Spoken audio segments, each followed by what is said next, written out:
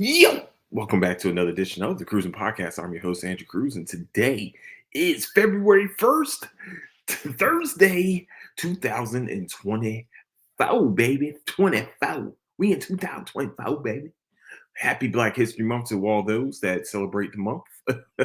It's Black History every day up in this bad boy. You know what I'm saying? I try to do my best to do Black History facts here and there. Try to sprinkle some things in, but when it's Black History Month, you already know, baby. We talking Black History. Let's get it. So, where you can find the Cruising Podcast is Apple Podcasts, Spotify, Patreon, YouTube, and anywhere you can find podcast needs. That's where you can find the Cruising Podcast. Also, where you find updates on Instagram at Cruising Podcast. Also on Twitter. They sound finance. Oh my goodness gracious! Great balls of fire. I just ate. Like I don't understand this. I just ate. Now all of a sudden my stomach is growling. What the fuck is going on right now? I'm sorry. My bad, y'all.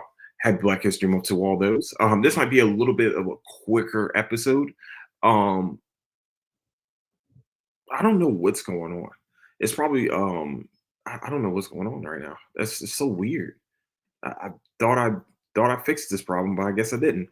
All right, so I'm just here for today. If you haven't seen the Instagram post, I'm gonna tell you guys right now, we are doing Milestone Media. Milestone Media. Milestone Media is I'm gonna let you guys know what it is.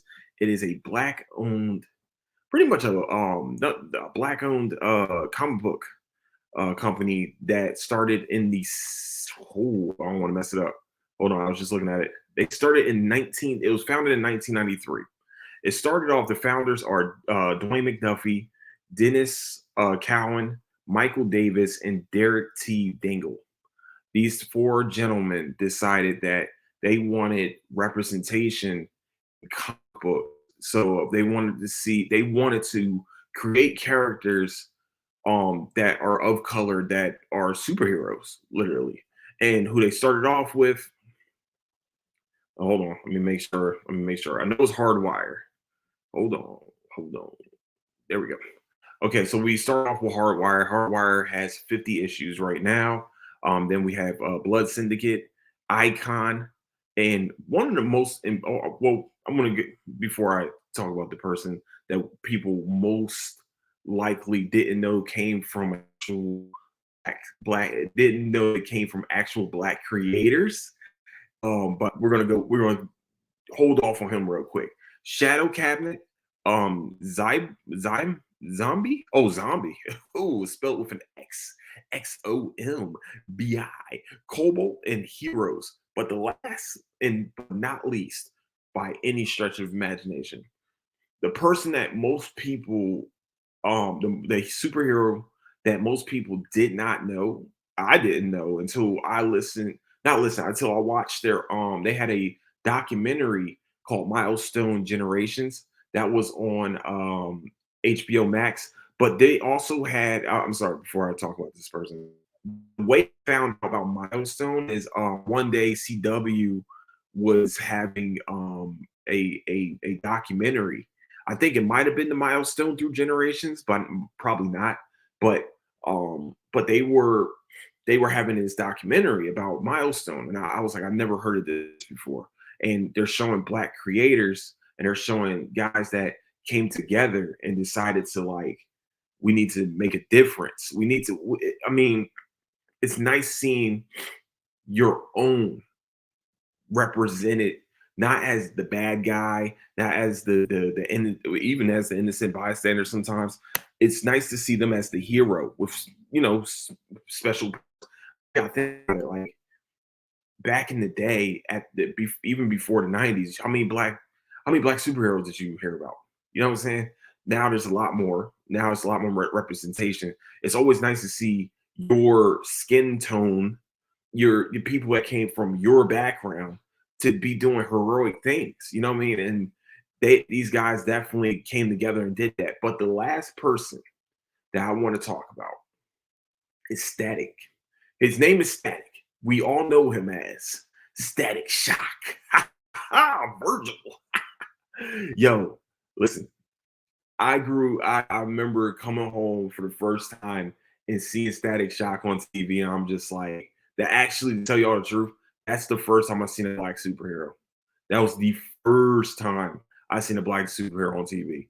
Like at one point, I think I only saw like Batman, Superman. You know, they had Green Lantern wasn't John Stewart yet. I think it was still Hal Jordan. And you know, I actually most characters of like the animated series that I watched, most of them are white. And this is the first time, like, not only is Static Shock a black superhero, he was a teenager too. He was a kid that became a hero. So not only as a kid, I'm walking home, I'm coming home and I'm seeing my representation as my culture on the TV, but also I'm seeing somebody around my age that's going around and doing heroic things, helping people out, doing good deeds for others. This is this is the example that we should have been. This is the example that we've been needed. You know what I'm saying? And what was great about it is like you watch it, it was a hip show, but it also touched on like real subjects too.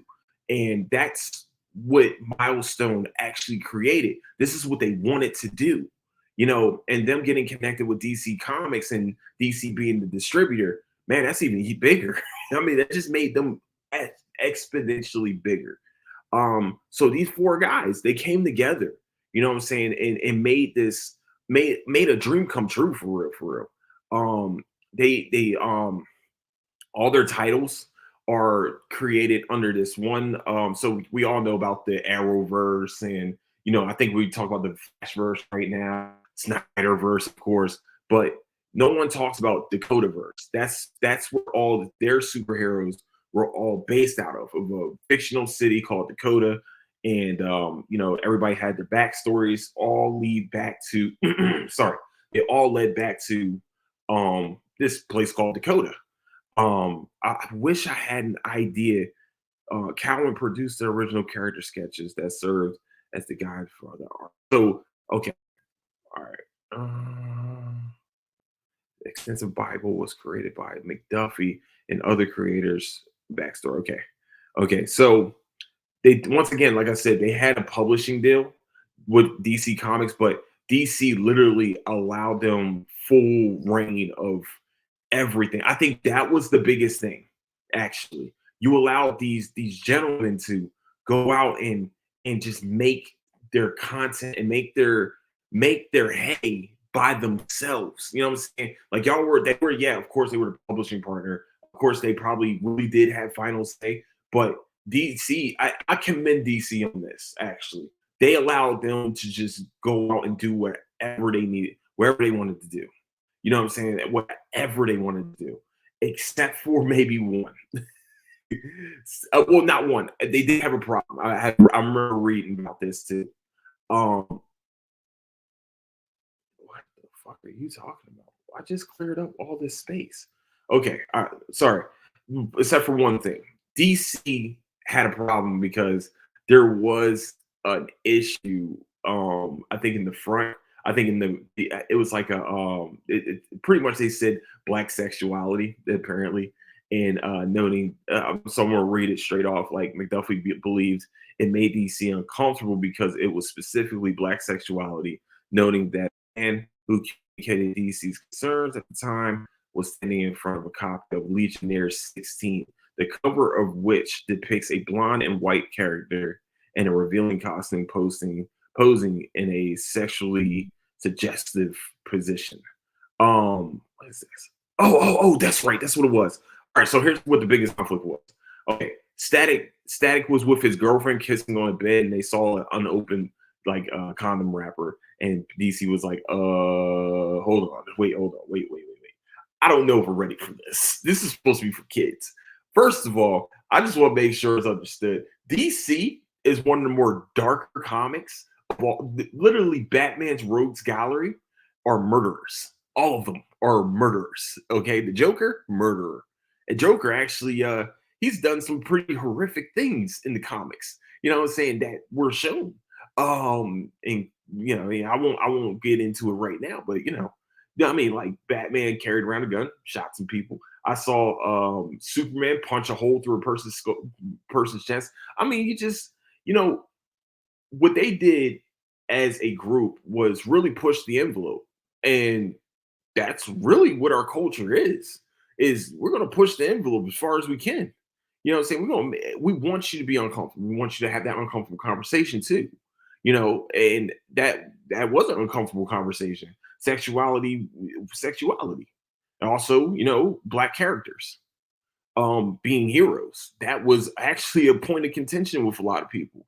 And I know everybody's on that woke thing and where, oh man, they're gonna try to be woke and this not. I don't think it's anything about them being woke. I think it was just what the hell? Oh my gosh, this did not really just happen. Oh, that's me. Okay, that was on me. Sorry. Hopefully it still didn't. Hopefully, yeah, okay, cool. We're cool. I enjoyed, what I'm saying, learning about these gentlemen. What I'm saying, especially Dwayne McDuffie, who sadly passed away. Hold on, let me see what year it was. 2011. I remember. I think it was his like. Damn it. I think it was. Damn it. It was almost. He died after his birthday. Damn. Oh man, that sucks. I'm sorry. My bad. I'm sorry. I was trying to. Sorry. Um, I think if I remember correctly, it was during Black History Month when I first watched the documentary. Also, there's another documentary, like I said, there's a Milestone through generations or generations. Someone, we're gonna talk about Milestone a little bit. They did go defunct for a little bit there too. In 2000, I think ran out of money, or it's just really, or I think they all had like differences of opinion, or something like that. I forgot what it was, but sorry if you guys want to check it out. It's definitely that documentary is amazing. Documentary is really, really, really descriptive about these guys, about their come up and all that. I just wanted to really put a shining a light on black creators. I'm sorry, my fault. So I'm sorry. Why do I keep saying the hell is wrong with me? Goodness gracious. All right. So the thing I really want to talk about them is the Milestone Initiative. Okay. Was goodness fudge. I keep saying what's wrong with me? The Milestone Initiative. What's cool about Milestone Initiative is that they are looking for artists. What I mean, they're giving people a chance to showcase their art, showcase their comic abilities, and what I mean, they're like making a program for up and coming, you know, um, up and coming comic book artists. I remember when they started this. I wish I was artistic enough to do this. They're giving the chance to people that wouldn't have the same, we wouldn't have the same chance if they were in any other, so they would have to get found some type of way. This right here allows you to act, it gives you a fighting chance. They put you in the program. This is how this is how you draw, this is how you sell your stuff, this is how it's really a great way for young adults and people I mean, mostly of course people of color are getting this is a doorway that's opening up for them to advance their career in comic book drawings and comic book writing. And what I appreciate, what the fuck is going on? What I appreciate about this, what? No, sorry, y'all. Might have to. What I appreciate about these guys is that they're not only they get their own chance, is that they're giving other people of color chance. This is what we supposed to be doing. This is what we're supposed to be doing. Okay. Milestone for real was like really the first black comic book creators. They're the first ones. And of course, they pushed the envelope and really, like I said, they made people uncomfortable. And that's what we're supposed to be doing. Sorry, I know it doesn't sound right to y'all, but that's what it is. And like I said, guys, if you get a chance, I'll put I'll put their website out here. It's just damn. Of course, you see Static Shock. You see Virgil and Young Justice, of course. He's being taught by Black Lightning, who will be talked about at some point this month too. This is mostly going to be like a nerdy type of Black History Month type deal. I'm just putting it out there for you guys. It's going to be a little nerdy, but like I said, I want to definitely thank. Uh, I want to give their flowers one more time. It's Dwayne McDuff, Michael Davis, Derek T. Dangle. You guys are amazing. You guys open up the doors for black, a young African, young black American gentleman like myself to be able to see somebody my same skin tone saving the world, saving their city, saving the inner city. I think what was cool, like I said, what was cool about watching Static Shock was he wasn't fighting to save the world. He was fighting everyday problems, everyday type criminals. You know what I'm saying? He was not a rich person. I think his dad was something. His dad was a cop. If I remember correctly, yes, his dad was a cop. Yeah, dad was a cop. That's my guess. I forgot. I ain't gonna lie to you. No, his dad was a cop.